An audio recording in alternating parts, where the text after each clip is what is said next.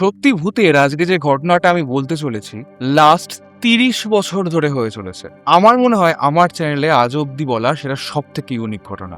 যে ঘটনাটা পাঠিয়েছে সে তার নাম প্রকাশে অনিচ্ছুক। আমি ধরে নিচ্ছি তার নাম প্রীতি। প্রীতি থাকে সোনারপুরে। প্রীতির বাবার যখন 24 বছর বয়স তখন ওনাকে একটা মেয়ে পছন্দ করত। প্রপোজাল পাওয়ার পর প্রীতির বাবা পুরোপুরি সেটাকে নাকচ করে দেন। কারণ হিসেবে দেখান যে ওই মেয়েটি ওনার দুঃসম্পর্কের ভাগ্নি হন, মানে ওনারা প্রায় সমবয়সী ছিলেন। তাছাড়াও ওই মেয়েটিকে প্রীতির বাবা পড়াতেন, আর এসবের পরে উনি বলে দেন যে উনি আর ওই মেয়েটিকে পড়াবেন না। আউট অফ ফ্রাস্ট্রেশন মেয়েটি অন্য সম্পর্কে জড়ায়, ফিজিক্যালি ইন্টিমেট হয় এবং ধরা পড়ে তারই নিজের বাবার কাছে। এরপর সে নিজেকে গুটিয়ে নিতে শুরু করে, আইসোলেশন। আর ওর ঘরে রোজ খাবার পৌঁছে দিয়ে আসা হতো। খাক বা না খাক, খাবারটা সে নিয়ে নিত। একদিন সেই খাবার নেওয়াটা বন্ধ করে দেয়। দুপুর গড়িয়ে বিকেল গড়িয়ে যায়, তখনও সে খাবার নেয় না, কোনো সারা শব্দই পাওয়া যায় না। আর এবার ভেবে নেওয়া হয় দরজা ভাঙা হবে। দরজা ভেঙে দেখা যায় মেয়েটি আত্মহত্যা করেছে। তো সেই মেয়েটি আত্মহত্যা করার পর পাড়ার ইয়াং ছেলেদের ডেকে নিয়ে যাওয়া হয় সমস্ত কিছু সামলানোর জন্য। এর মধ্যে কিন্তু প্রীতির বাবাও ছিলেন। প্রীতিদের বাড়ির দরজাগুলো কিন্তু বেশ পুরোনো দিনের বাড়ির মতো, অনেকটা বড় বড় আর বেশ ভারী। ওই দরজা কেউ ঝাঁকাতে পারবে কোনো একজন মানুষ এমনটা প্রায় অসম্ভব। আর ওরা সেটা রাত্রিবেলা করে শোনা শুরু করে কেউ যেন একজন ওই দরজা এক টানা ঝাঁকিয়ে চলেছে। এবার ব্যাপারটা যদি শুধুমাত্র একদিন হতো মেনে নেওয়া যেত, ব্যাপারটা 8 দিন ধরে রাত্রি হওয়ার পরেই শুরু হয়ে যাচ্ছে। ওরা বুঝতে পারে এই ব্যাপারটা হাতের বাইরে যাচ্ছে। ডাকা হয় একজন তান্ত্রিককে। সেই তান্ত্রিক এসে প্রথমেই জানান যে ওদের বাড়িতে উনি জলগ্রহণ করবেন না। প্রীতির ঠাকুমা বুঝতে পারেন যে গন্ডগোলটা বেশ বড় সড়ই বেঁধেছে, কারণ এই যে জলগ্রহণ করবেন না এটা কিন্তু খুব একটা সাধারণ কথা নয়। সেই তান্ত্রিক এসে বেশ কিছু বিধিনিয়ম বলে যান। সেই বিধিনিয়মগুলো মানার পর জানা যায় যে ওই মেয়েটির শ্রাদ্ধ শান্তির কাজ ঠিকমতো করে হয়ইনি। মেয়েটি চেয়েছিল তার বাবার হাত থেকে পিণ্ড নিতে, কিন্তু এই মেয়েটির সমস্ত কাজ করেছিল তার নিজের দাদা। সেই তান্ত্রিক এসে জানায় যদি অন্য কাউকে দিয়ে যদি পিণ্ডদান করানো যেতে পারে তবে কিন্তু ওই আত্মা মুক্তি পাবে। আর এই সমস্ত যখন হচ্ছে, অর্থাৎ সলিউশন খোঁজা হচ্ছে, অ্যাটাক হয় ওই মৃত মেয়েটির উল্টো দিকের বাড়ির মেয়েটার ওপরে। ভর করে তাকে। হঠাৎ করেই একটা সাংঘাতিক অবস্থা তৈরি হয়। যখন ওই মেয়েটাকে এই তান্ত্রিকের কাছে ধরে আনা হয়, সে নখ দিয়ে মাটির ওপর আঁচড়ে আঁচড়ে হাত থেকে রক্ত বের করে ফেলে। আর তার সাথে মেয়েটা একটানা হেসেই চলেছে আর বলে বাবা দেবে না কেন। সেই তান্ত্রিক তখন উত্তর দেয় হিন্দু শাস্ত্রে বাবার পিণ্ড দেওয়ার কিন্তু কোনো নিয়ম নেই, তুমি যদি অন্য কারোর কাছ থেকে চাও তাহলে সে ব্যবস্থা করা যেতে পারে। আর এই কথাটা শুনে মেয়েটা আরো ছটফট করতে শুরু করে, আরো চিৎকার করা শুরু করে। গঙ্গা জল আর পুজো করা শিব ঠাকুরের ভস্য মাথায় ঠেকিয়ে তাকে শান্ত করানো হয়। তখন সে বলে যদি বাবা দিতে না পারে তাহলে আমি কিন্তু মায়ের কাছ থেকে নেব। সেই তান্ত্রিক তখন জানায় হিন্দু শাস্ত্রে এটারও কোনো বিধান নেই, আর এটা ছাড়া প্রেত শিলাতে গিয়ে যে পিণ্ড দেওয়া হবে সেটাও করা যাচ্ছে না, কারণ মৃতের বাবা মা বেঁচে আছে। সেই তান্ত্রিক জানায় মৃতের জামা কাপড় খাতা বই যা কিছু বিলঙ্গিংস আছে সমস্ত কিছু যেন ফেলে দেওয়া হয়। এই জিনিসটায় বাধা দেয় প্রীতির বাবা। তিনি বলেন এমন তো অনেক লোক আছে যারা আন্ডার প্রিভিলেজড, যারা জামা কাপড় কিনতে পারে না, এই জামা কাপড়গুলো তাদেরকে দিয়ে দেওয়া হবে। আর এই কথাটা শুনে সমস্ত জামা কাপড় যে মেয়েটি মারা গেছিল তার নিজের কাকার পার্সোনাল রুমে গিয়ে রেখে আসা হয়। প্রীতির বাবা আর ওনার বন্ধুরা সবাই মিলে একসাথে থাকা শুরু করে। যদি ভুলভাল কিছু হয় তাহলে ওরা সবাই একসাথে সেটার মোকাবিলা করবে। আর এমন একদিন রাত্রিবেলায় সবাই দেখতে পায় একটা অদ্ভুত মতো হাত জানলা দিয়ে গলে আসছে, আর ওনাদের মধ্যে একজনকে সেটা ধরে ধাক্কা দিয়ে ফেলে একটা শোকেসের ওপরে। সমস্ত কাঁচ ভেঙে যায়। যেহেতু ওদের বাড়িটা অনেকটা পুরনো, দেওয়ালগুলো অনেকটা মোটা, তাই কাঁচ ভাঙার শব্দ বাইরে যায় না। কেউ জানতে পারে না ওদের ঘরে কি শুরু হয়েছে। এরপরে আরো সাংঘাতিক ঘটনা ঘটতে থাকে। গোটা বাড়ি জুড়ে বিভিন্ন আসবাবপত্র, বিভিন্ন জিনিস তছনছ হওয়া শুরু হয়। আর এই সময় প্রীতির বাবা জানলা খুলে চিৎকার করে বলেন এখানে কে আছিস, চলে যায় এখান থেকে। কোনো কাজ হয় না, আর উল্টে হিতে বিপরীত হয়। সবাই নিজের চোখে দেখে কোনো সাপোর্ট ছাড়া প্রীতির বাবা নিজে নিজে হাওয়ায় উঠে যাচ্ছে, লেভিটেট করছে। সেই সময় ওদের ঘরের মধ্যে একটা গ্লাসে করে গঙ্গা জল রাখা থাকতো, আর ওনারই এক বন্ধু সেই গঙ্গা জল হাতে নিয়ে সারা ঘরে ছিটাতে শুরু করে। সাথে সাথে সমস্ত কিছু শান্ত। ওর বাবা বিছানায় পড়ে যান, আবার ডাক পড়ে সেই তান্ত্রিকের। সে এসে জানায় গৃহবন্ধন করতে হবে, বাস্তুশুদ্ধি করতে হবে, গৃহশুদ্ধি করতে হবে, আর এই সমস্ত রিচুয়ালস প্রত্যেকটা বন্ধুর বাড়িতে ইন্ডিভিজুয়ালি করা হয়। তারপর সমস্ত কিছু হঠাৎ করে যেন একদম শান্ত। বেশ কিছু বছর কেটে যায়, কিছুই হয় না। এর মধ্যে প্রীতির বাবার বাকি সমস্ত বন্ধুদের বিয়ে হয়ে যায়, প্রীতির বাবারও বিয়ে হয়। প্রীতির বাবার বিয়ের ঠিক 3 মাসের মাথায় আবার পুরনো সমস্যা ধরা পড়ে। কিন্তু ভাগ্যক্রমে এবার আর সমস্যাটা বাড়ির মধ্যে হচ্ছে না, হচ্ছে বাড়ির বাইরে। যে মেয়েটিকে প্রথমবার ভর করেছিল সেই মেয়েটির ওপর আবার ভর হয়। এইবার সে বলে ও বিয়ে করলো কেন, ও আমাকে ছাড়া অন্য কাউকে বিয়ে করলো কেন, আমি ওই মেয়েটাকে মেরে ফেলবো, আমি কোনোভাবেই ওকে সংসার করতে দেবো না। আর এর মধ্যে প্রীতির মা বড় কাছারিতে গিয়ে পুজো করে মানত করে আসেন, একটা ফুল নিয়ে আসেন। প্রীতির ঠাকুমা ওর মাকে একটা বড় খাড়া দেন, যেটা ওদের বাড়িতে আগে মোষ বলির জন্য ব্যবহার করা হতো। সেটার ওজন প্রায় 30 কেজি। সেই খাড়াটা দিয়ে বলেন যে এটা তুমি তোমার কাছে রাখো, তাহলে তোমার কোনো ক্ষতি হবে না। আর এনার পরেই উনি কনসিভ করেন, তারপরেই প্রীতির জন্ম হয়। প্রীতির মা যখন কনসিভ করেছেন সেই সময় ওই যে মেয়েটির ওপর ভর হতো সেও কনসিভ করে। সে বাপের বাড়ির পাড়ায় অর্থাৎ প্রীতিদের পাড়ায় আবার আসে। আর ইতিমধ্যে প্রীতির যে কাকিমা তিনিও প্রায় 8 মাসের প্রেগনেন্ট, সেটা মিসক্যারেজ হয়ে যায়। আর উনি একটা অদ্ভুত ভিশন দেখেছিলেন, একটা পচা গলা, খুব অদ্ভুত দেখতে হাত ওনার পেটের মধ্যে ঢুকে যাচ্ছে, সমস্ত কিছু দুমড়ে মুচড়ে দিচ্ছে।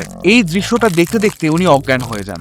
মিসক্যারেজ যখন হয়, একটা মানুষের শরীরে যত পরিমাণ রক্ত থাকে তার থেকে 3 লিটার বেশি রক্ত বেরিয়েছিল। আর এই পেনটা উনি এতটুকু ফিল করতে পারেননি। ডাক্তাররাও বুঝতে পারছিলেন না এত রক্ত আসছে কোথা থেকে। এই আনবিলিভেবল অ্যামাউন্ট অফ ব্লাড লসের পরে উনি বেঁচে আছেন কেমন করে, ডাক্তাররা সেটাই বুঝতে পারছিলেন না। আর এরপরে প্রীতির মায়ের পালা। বাপের বাড়ি আসার পর ওর ওপর আবার ভর হয়। রাতে তখন 12:30 বাজে। প্রীতির মায়ের জানলার পাশে এসে অদ্ভুত একটা গলায় বলা শুরু করে, তোর এবার মেয়ে হবে বলে ছেড়ে দিলাম, না হলে একেও বাঁচতে দিতাম না। শরীরটা ওই যে মেয়েটার উপর ভর হয়েছিল সেই মেয়েটার হলেও গলাটা চিনতে পারে প্রীতির বাবা। যে মেয়েটি আত্মহত্যা করেছিল, গলাটা এক্স্যাক্টলি তার। প্রীতির জন্মের 6 বছর বয়স অবধি ও একটা অদ্ভুত ক্রিয়েচারকে দেখতো। সেটা যে কি সেটা ও বলতে পারে না, কিন্তু ও যে কিছু একটা অদ্ভুত জিনিস দেখতো সেটা ওর মনে আছে। তখন প্রীতি অনেকটাই ছোট, সবে মাত্র ষষ্ঠী পুজো হয়েছে। তখন ওদের পাড়ায় মাত্র 3 জনের বাইক আছে, তার মধ্যে ওর বাবা একজন। তো খুব স্বাভাবিকভাবেই প্রীতির মা ওর বাবার সাইলেন্সারের আওয়াজ চিনতেন। সেদিন ওর বাবা ওই বাইক নিয়ে ওদের বাড়ির সামনে এসে দাঁড়িয়েছে গ্যারেজে ঢোকার। প্রীতির মা বুঝতে পেরে গেছেন, উনি ডাকছেন, কিন্তু প্রীতির বাবা কোনো রকম কোনো উত্তর দেন না। সাথে সাথে একটা অদ্ভুত ইনস্টিংক্ট খেলে যায় ওর মায়ের মাথায়। উনি এমার্জেন্সি লাইট নিয়ে বাড়ি থেকে বেরিয়ে পড়েন। বেরিয়ে দেখছেন কোনো কথা না বলে অদ্ভুত একটা ভঙ্গিতে প্রীতির বাবা যে মেয়েটি মারা গেছিল তার বাড়ির দিকে এগিয়ে যাচ্ছে। উনি বারবার ডাকছেন, বারবার ওর সাথে কথা বলার চেষ্টা করছেন, উনি কোনো উত্তর দিচ্ছেন না। শেষে ওর মা খুব জোরে ওর বাবার পিঠে মারে, হুঁশ ফেরে ওর বাবা।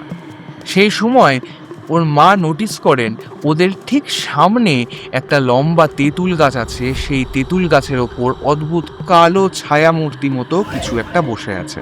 এর সাথে সাথেই একটা অদ্ভুত জিনিস ঘটে, কোথা থেকে একটা সাদা কাগজ উড়ে এসে ওনাদের পায়ের সামনে পড়ে। কাগজে কিচ্ছু লেখা নেই, কোথা থেকে উড়ে এলো ওরা কিচ্ছু জানেন। আর বাড়ি ফিরে আসার পর প্রীতির মা ওর বাবাকে একটা মাদুলি করে দিয়েছিল। তার ঠিক পরেই অল অফ আ সাডেন এই যে মেয়েটি মারা গেছিল তার বাড়ির লোক এসে কনফেস করে ওনাদের বাড়িতে অদ্ভুত সমস্ত জিনিসপত্র ঘটে চলেছে। আর এতদিন কিছু বলেননি, কিন্তু এইবার জিনিসপত্র আনবিয়ারেবল অবস্থায় চলে গেছে। আবার ডাক পড়ে ওই তান্ত্রিকের। তান্ত্রিক এসে বলে যে মেয়েটির ওপর এতদিন ভর হতো সেই মেয়েটিকে ডেকে আনতে হবে। ডেকে আনা হয় তাকে। জানা যায় ওই মেয়েটির কিন্তু একটি ছেলেও হয়েছে এবং সে ছেলেটা সুস্থ আছে। তান্ত্রিকের সামনে যে মুহূর্তে মেয়েটি আসে এটা অদ্ভুত বিহেভ করা শুরু করে, প্রচন্ড ছটপট করা শুরু করে। বোঝা যায় যে আদতে ওকে কোনোদিন ওই স্পিরিটটা ছেড়ে যায়নি, সাইলেন্টলি রয়ে গেছে ওর মধ্যে। এবার ওকে একটা আসনে বসানো হয়, তার চারপাশে একটা রেখা টেনে দেওয়া হয় যাতে ও কোনোভাবে কোনো দিকে না যেতে পারে। একদম কর্নার্ড হয়ে গিয়ে আলটিমেটলি স্পিরিটটা মেয়েটাকে ছেড়ে যাওয়ার কথা বলে। কিন্তু প্রমাণ কি? প্রমাণ হিসাবে বলে ওই যে তেঁতুল গাছটার ওপর প্রীতির মা ওকে বসে থাকতে দেখেছিল, ওই গাছের একটা ডাল ভেঙে পড়ে যাবে, কিন্তু ও চলে যাবে। যদি প্রীতিদের বাড়িতে আবার কোনো রকম কোনো অনুষ্ঠান হয়, ও কিন্তু আবার আসবে। অনুষ্ঠান হয়েছিল, তবে প্রীতিদের বাড়িতে নয়। যে মেয়েটি মারা গেছিল তার নিজের দাদার বিয়ে, কিন্তু এবার টার্গেট প্রীতি নিজে। আর এই সময় প্রীতির একটা ছোট পুতুল ছিল, সেই পুতুলটায় সুইচ টিপলে নানা রকম মিউজিক হতো। হঠাৎ করেই সেই সময় অদ্ভুত একটা মিউজিক বাজতে আরম্ভ করে, যেটা আজ অব্দি শোনাই যায়নি, সিস্টেমে ছিলই না। প্রীতির মা ছুটে এসে সঙ্গে সঙ্গে ওই যে ব্যাটারিগুলো আছে সেগুলো খুলে ফেলেন, তাতেও মিউজিক বন্ধ হয় না। এরপর পুতুলের হাত পাগুলো ছিঁড়ে ওই বক্সটা বের করে আনেন, সমস্ত কিছু তার ছিঁড়ে ফেলেন, তারপরেও মিউজিক বন্ধ হয় না।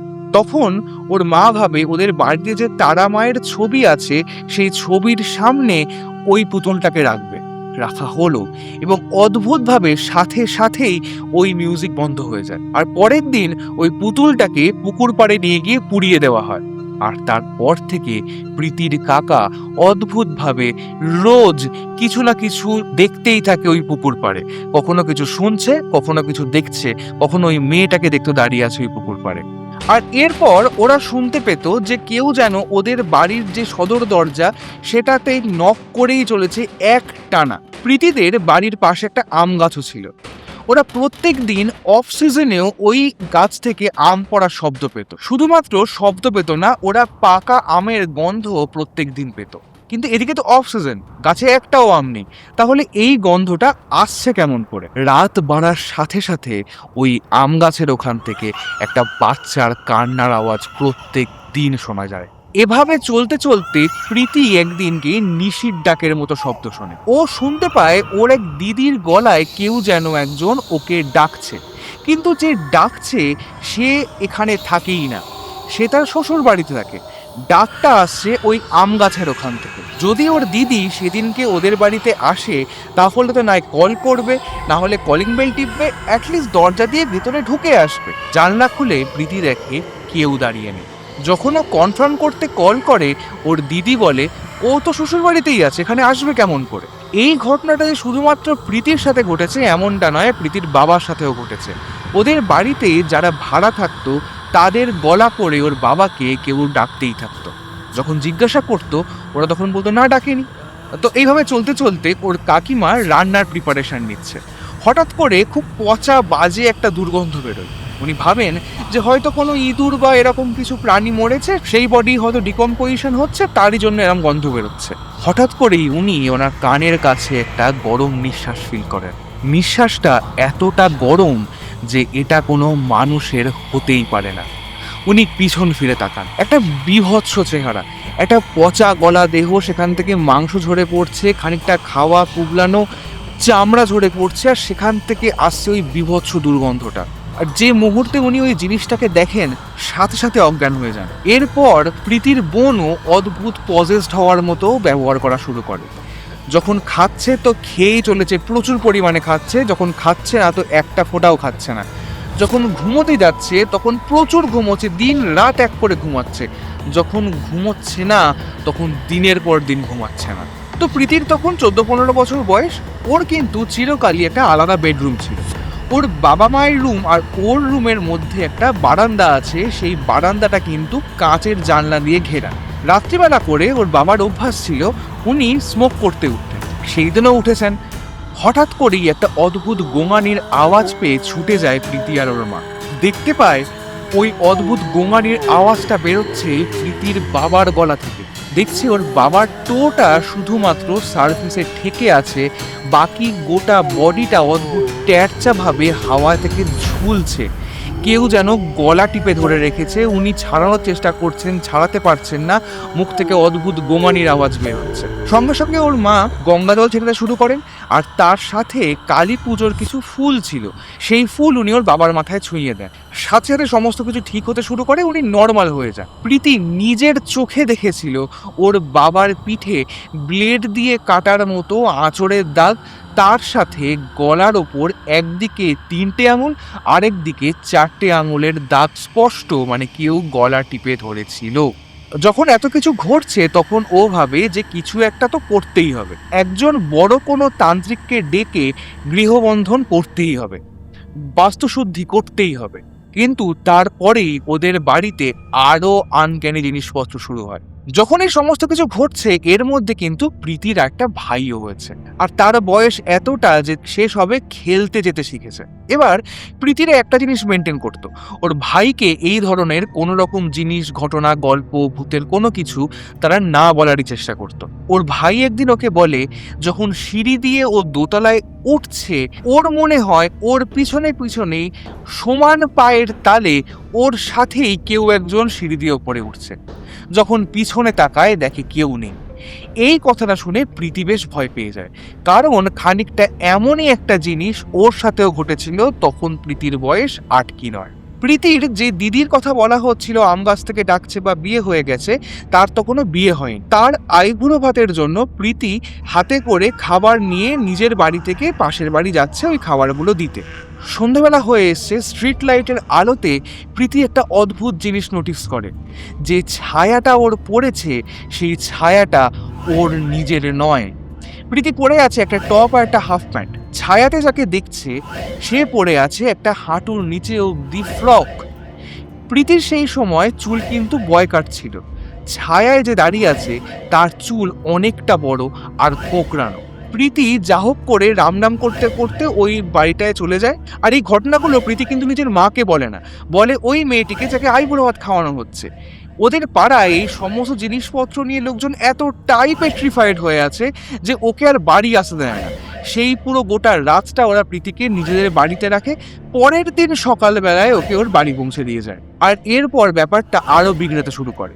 কিন্তু এই যে মানুষ বিভিন্ন সময় বিভিন্ন জিনিস দেখছে, শুনছে, এই সমস্ত কিছু এত বছর ধরে ফেস করতে করতে ওদের কাছে নর্মাল হয়ে গেছে, ওরা আর জিনিসটা নিয়ে পরোয়াই করে না। আর এভাবে 2 বছর কেটে গেছে। প্রীতির বাবার অলরেডি 2বার স্ট্রোক হয়েছে, মাল্টি অর্গান ফেলিয়ারের পথে, লিভার ড্যামেজ, কিডনি ড্যামেজ, লাংসের অবস্থা খুব খারাপ, সেরিব্রাল অ্যাটাকের চান্স খুব হাই, কিন্তু এখনো হয়নি। যখন উনি ঘুম থেকে ওঠেন তখন ওনাকে চা খেতে দেওয়া হয়। অদ্ভুত ধরনের জিনিসপত্র উনি বলা শুরু করে। হঠাৎ করেই উনি সামনে বাগান দেখতে পাচ্ছেন, ওনার মনে হচ্ছে ফ্যান থেকে যেন কেউ ঝুলে আছে, জানলা থেকে উল্টো হয়ে ঝুলে কেউ যেন ওনাকে দেখছে। গোটা কলকাতার বড় বড় 3জন সাইকিয়াট্রিস্টকে দেখানো হয়, বড় বড় 3জন নিউরোলজিস্টকে দেখানো হয়। ডাক্তাররা এত টেস্ট দেয়, এত রিপোর্ট করাতে বলে, সমস্ত কিছু করে, সমস্ত কিছুই নর্মাল। কিন্তু যে মুহূর্তে বাড়িতে আসছে সেই মুহূর্তে আবার ওই সমস্যা শুরু হয়ে যাচ্ছে। উনি অদ্ভুত জিনিসপত্র দেখা শুরু করেন। শেষমেশ অর্গান ফেলিওরটা হয়েই যায়। সুগার 700 হয়ে গেছিল, ওনার পায়ে জল জমা শুরু হয়ে যায়। প্রীতির বাবা মারা যাওয়ার আগে একটা অদ্ভুত কথা বলতেন, আমি মারা যাচ্ছি না, আমাকে ওরা নিয়ে যাচ্ছে, কেউ আটকাতে পারবে না, ওরা আমাকে নিয়ে যাবেই। শেষে সেই দিন রাত্রি 10:30টার সময় উনি মারা যান। প্রীতির বাবার পর এবার পালা প্রীতির ভাইয়ের। ওর বাবার মৃত্যুর 6 মাসের মাথায় ওর ভাইয়ের প্রস্টেট ক্যান্সার ধরা পড়ে। One of the rarest case in India, one of the youngest person to have prostate cancer in India. শুধু প্রস্টেট ক্যান্সার নয়, প্রস্টেট সার্কোমা। ডাক্তাররাও অবাক হয়ে যায়, লাইফস্টাইল যথেষ্ট ভালো, কোনো জেনেটিক অ্যানোম্যালি নেই, তাহলে প্রস্টেট ক্যান্সারটা হলো কেমন করে? ওর যে বাবা মারা গেছে এই জিনিসটা ওকে বুঝতেই দেওয়া হয়নি। ডিপ্রেশনে যাওয়া তো অনেক দূর কি বাত। কিন্তু একটা ভালো দিকও ছিল, এই ক্যান্সারটা ধরা পড়েছিল প্রি ক্যান্সার স্টেজে, একটা পোস্তর দানার মতো ছোট্ট ক্যান্সার সেল। সেটাকে ডাক্তাররা 95% ক্লিয়ারও করে ফেলে। ডাক্তাররা বলেছিলেন ছেলে সুস্থ হয়ে যাবে, কিছু বেসিক প্রসিডিওর করতে হবে, যদি সেটা না হয় তাহলে বোন ম্যারো ট্রান্সপ্ল্যান্ট। সমস্ত কিছু একদম ওকে আছে। 1.5 মাস সময় নিয়েছিল। গোটা শরীরে ক্যান্সার সেল ছড়িয়ে যায়, লাং ক্যান্সার, পেলভিক বোন ক্যান্সার, স্পাইনাল কর্ড ক্যান্সার। ডাক্তাররা জানেই না এই 1.5 মাসের মধ্যে এত কিছু হলো কেমন করে। ইন্ডিয়ার হেন কোনো বড় জায়গা নেই যেখানে ক্যান্সার ট্রিটমেন্ট হয়, সেখানে প্রীতিরা ওর ভাইকে নিয়ে যায়নি, কোনো রেজাল্ট হয়নি। 7 মাস হলো ওর ভাই আর মৃত্যুর আগে ওর ভাইও ওর বাবার মতো সেম জিনিসপত্র দেখত, সেম ভিজুয়াল, তার সাথে একটা অদ্ভুত বাজে জঘন্য গন্ধ পেত। এরপর জোড়াজুড়িতে প্রীতি আসল জিনিসটা জানতে পারে। যখন ওই ভর হয়েছিল প্রথমবার মেয়েটার, তখন ওই মেয়েটা বলেছিল আমাকে বিয়ে করেনি তো, আমি ওর সংসার নির্বংশ করে দেবো। ওর বাড়িতে কোনো ছেলে জন্মাতেই দেবো না, জন্মালেই মরে যাবে। যদি ছেলে না থাকে তাহলে বংশ এগোবে কেমন করে? এটা শুধুমাত্র প্রীতির বাবা বা প্রীতির ভাই নয়, এর আগে ওর কাকিমার একটা ছেলেও হয়েছিল। 3 দিনের মাথায় মারা যায়, হসপিটাল থেকে বাড়িও আসতে পারেনি। তবে রিসেন্টলি প্রীতির একটা অদ্ভুত গাট ফিল হয়, হয়তো এই অদ্ভুত জিনিসটা থেমে গেছে। কারণ লাস্ট 7 মাসে আর কিন্তু কিছুই হয়নি। ওদের বাড়িতে একসাথে সমস্ত জানলা দরজা খোলা, আর 2টো লাইট জ্বলছে, তার সত্ত্বেও ঘরের মধ্যে কেমন একটা অন্ধকার হয়ে থাকতো, সেটা যেন আস্তে আস্তে কেটে যাচ্ছে। তবে ওরা শিওর নয় যে এই জিনিসটা আবার কোনোদিন ফেরত আসবে কিনা, আর আসলে কেমন ভাবে ফেরত আসবে। আমি আশা করব প্রীতি যেন ভালো থাকে, সুস্থ থাকে। তো ভাই বলো, তোমাদের কেমন লাগলো ঘটনাটা? যারা এত অবধি দেখলে প্লিজ কমেন্ট করে জানাও। আর নেক্সট ঘটনা খুব শিগগিরই আসছে।